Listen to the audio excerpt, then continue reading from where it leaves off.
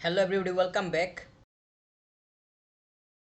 সৌদির club Al Hilal থেকে João ক্যান্সেলোকে sign করাইছে বার্সা। খণ্ডকালীন লোন ডিল হইছে, টাইম শেষ হলে আবার চলে যাবে। এইটা নিয়ে অনেক ধরনের কথা আছে, পজিটিভ নেগেটিভ আলোচনা সমালোচনা আমরা ইতিমধ্যেই দেখতে পারতেছি। অনেকে মনে করতেছে যে মন্দের ভালো, আবার অনেকের মতে আমরা দেখতেছি যে আহ, এই ধরনের সাইনিংয়ে যাওয়ার কোনো প্রয়োজনীয়তা ছিল না। বার্সা আরও একটু ভালো মানের সাইনিংয়ের দিকে আগাতে পারতো, এমন ভাবনা আমাদের সামনে আছে। কিন্তু হুয়াও ক্যান্সেলোকে এই মুহূর্তে সাইন করানোটা কেন প্রয়োজনীয় হলো, এই ধরনের প্রশ্নের উত্তর খুঁজতে গেলে আমাদেরকে আগে চিন্তা করতে হবে হুয়াও ক্যান্সেলোকে আর আসলে কোচিং ডিপার্টমেন্ট তারা কোন পজিশনে চিন্তা করতেছে। এই বিষয়টা যদি একটু পরিষ্কার হয়ে আমাদের সামনে আসে, সেক্ষেত্রে আমরা অনেকটাই নিশ্চিত হইতে পারবো যে তাকে কেন নিয়ে আসা হইতেছে। আমরা দেখতেছি যে ব্যাক সাইডে প্লেয়ারের প্রয়োজন আছে, ব্যাক লাইনে। আমার কাছে মনে হচ্ছে যে হুয়াও ক্যান্সেলোকে ব্যাক সাইডে চিন্তা করা হইতেছে। যদি সেটা ঘটে তাহলে আমরা দেখব। ইতিমধ্যে ডিলটা ফাইনাল হয়ে গেছে। এখন সে শুধু বার্সাতে আসবে, ট্রেনিং করবে, গ্রুপের সাথে অ্যাড হবে, দেন আমরা তাকে ম্যাচে দেখতে যাইতেছি। খুব বেশি পরিমাণ দেরি নাই। এই মুহূর্তে বার্সা সৌদিতে অবস্থান করতেছে। সৌদির জেদ্দায় একটা ম্যাচ আছে, স্পেনিশ সুপার কাপ ম্যাচটা, সেমিফাইনালের অ্যাথলেটিক বিলবাওয়ের এগেইনস্টে। ম্যাচটা শেষ করে বার্সা আবার ফিরে আসবে। দেন লা লিগার ম্যাচ আছে। আমরা হয়তো হুয়া ক্যান্সেলোকে খুব দ্রুত দেখতে যাইতেছি। হুয়া ক্যান্সেলো আমার কাছে মনে হচ্ছে যে আহ, বার্সার সিবিতে তাকে হয়তো পরীক্ষা করা হইতে পারে, যদিও সে এক্স্যাক্টলি সিবি পজিশনের প্লেয়ার না। আগে যখন বার্সাতে ছিল তখন আমরা তাকে বিশেষ করে রাইট ব্যাক সাইডটাতে দেখছি। রাইট রাইট যে ফ্রন্টটা আছে ঠিক সামনে মিডলের জায়গাটা, এবং এক্স্যাক্ট আরেকটু সামনে রাইট উইংয়ের যে জায়গাটা আছে, অথবা রাইট উইং ব্যাকের পজিশনটার কথা আমরা বলতে পারবো। এক্স্যাক্টলি ওই পজিশনগুলোতে আমরা তাকে লক্ষ্য করছিলাম।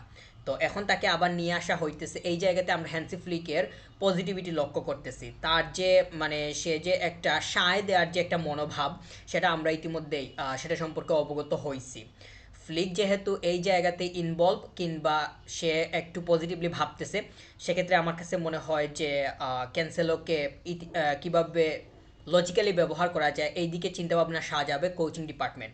তবে আমরা দেখব একটা ম্যাচে আমরা মানে দেখতে পারবো যে কোনো একটা ম্যাচে যদি সে নামে, সেক্ষেত্রে কীভাবে ব্যবহার করা হইতেছে, কীভাবে চিন্তা করা হয়েছিল, এই সম্পর্কে আমরা আরও বেশি পরিমাণ পরিষ্কার হব। এখন যেই অবস্থায় আছে, যেহেতু সাইন করেই ফেলছে, সেক্ষেত্রে আমরা আর মানে পেছনের খবর টেনে কোনো লাভ হবে না। কারণ হচ্ছে আমরা হুয়ান ক্যান্সেলের মতো কোনো প্লেয়ারকে আমি আমার জায়গা থেকে চাইনি। বার্সা শক্ত একটা সাইনিংয়ের দিকে যাবে এমন ভাবনা আমরা ভাবছিলাম। সৌদি থেকে একটা প্লেয়ারকে ফিরিয়ে নিয়ে আসা হইতেছে। এই প্লেয়ারের উপরে কয়টা সিজন বার্সা ভরসা করতে পারবে? কয়টা সিজনের কথাও যদি চিন্তা করি, সে একটা সিজন খুব ভালোভাবে সার্ভিস দিতে পারবে এমন ভাবনা কি আমরা এই মুহূর্তে ভাবতে পারি?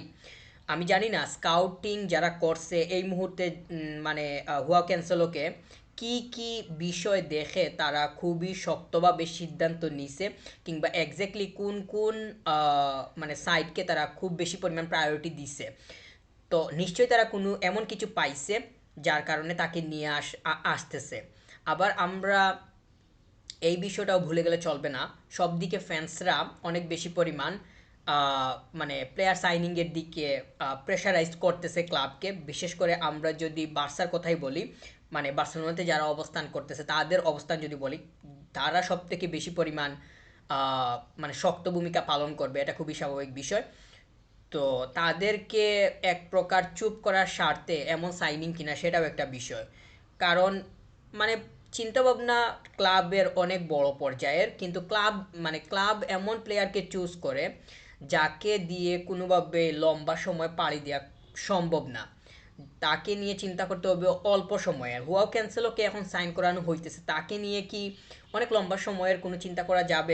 সে বার্সাতে আসছিল, আবার চলে গেছে, এখন আবার রিটার্ন করতেছে কিংবা আবার আসতেছে। তো তার সাইনিংটা আমাদের জন্য নতুন না। সে আগে বার্সাতে ছিল, খেলে গেছে, সেটা আমরা দেখছি। তো এখন এসে ফিরতেছে, বর্তমানটাই হইতেছে সব থেকে মুখ্য বিষয়। এটাই হইতেছে গিয়ে মানে ফান্ডামেন্টাল। প্রেজেন্ট টাইমে একটা প্লেয়ার কি করে না করে ওইটাই তাকে অনেক বড় করে তুলে। 2 বছর আগে কি করছে, 4 বছর আগে কি করছে, ডাজন্ট ম্যাটার, ওইগুলো এত বেশি পরিমাণে এই মুহূর্তে চলবে না। এখন 2 বছরে কত কিছু পরিবর্তন হয়ে গেছে। হুয়াও ক্যান্সেলো এখন আসতেছে, আমরা অপেক্ষায় আছি দেখব।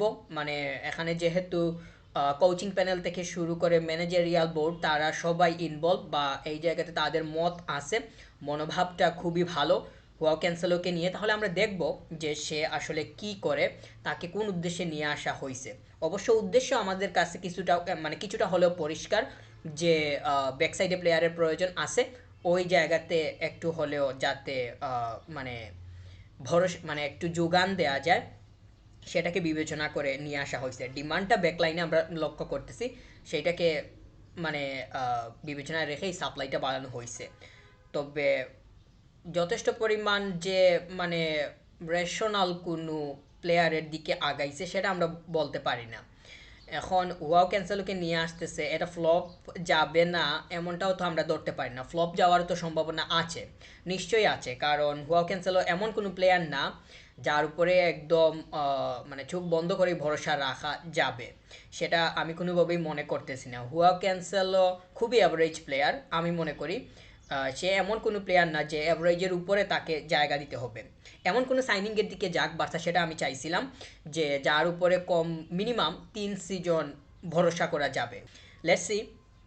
তবে বার্সা এমন কোনো সাইনিংয়ের দিকে আগানো দরকার ছিল, এমন কোনো প্লেয়ারের দিকে যেটা যে প্লেয়ারটা ইয়াং হবে, বার্সার যে স্টাইল আছে এটা খুবই সহজে আয়ত্ত করতে পারবে, এমন ভাবনা সাজানো উচিত ছিল। কিন্তু আমরা দেখতেছি যে এমন ভাবনাতে বার্সা যায় নাই। বার্সা নিজেরা মানে চিন্তা করে শর্ট টাইমের চিন্তা করছে, খুবই শর্ট টাইমের চিন্তা করে হুয়া ক্যান্সেলকে নিয়ে আসতেছে। তো বার্সার মানে ক্লাবের ভিশন হইতেছে লং টাইম, কিন্তু প্লেয়ার নিয়ে আসতেছে খুবই কম সময়ের, যেটা খুবই শর্ট টাইমের চিন্তা ভাবনা। তো ভিশনের সাথে তো বর্তমান যে অ্যাক্টিভিটি দুইটা তো মিল হইতেছে না। ইনিশিয়েটিভগুলো তো ওই পর্যায়ের হওয়া দরকার। Let's see. হুয়া ক্যান্সেলোকে নিয়ে আসতেছে, আমরা নিয়ে আসছে, ইতিমধ্যে অফিসিয়াল হয়ে গেছে। তো আমরা দেখতে হবে যে শেষ পর্যন্ত কি হয়। সে আসলে বার্সার হয়ে কবে মাঠে নামতেছে সেইটার জন্য আমরা অপেক্ষায় আছি। আর বার্সা এই মুহূর্তে তো বললাম সৌদিতে অবস্থান করতেছে, জেদ্দাতে একটা ম্যাচ খেলবে আর আগামীকাল মানে 7 তারিখ, 12টা পেরিয়ে 8 তারিখ হয়ে যাবে রাত 1টায় অ্যাথলেটিক বিলবাওয়ের এগেইনস্টে। ওই ম্যাচটাতে বার্সা মানে উইন করা খুবই দরকার। সেমিফাইনালের ম্যাচ জিতলেই ফাইনাল খেলার সুযোগ থাকবে, মানে টাইটল জেতার একটা সুযোগ তৈরি হবে। Thank you very much. Subscribe.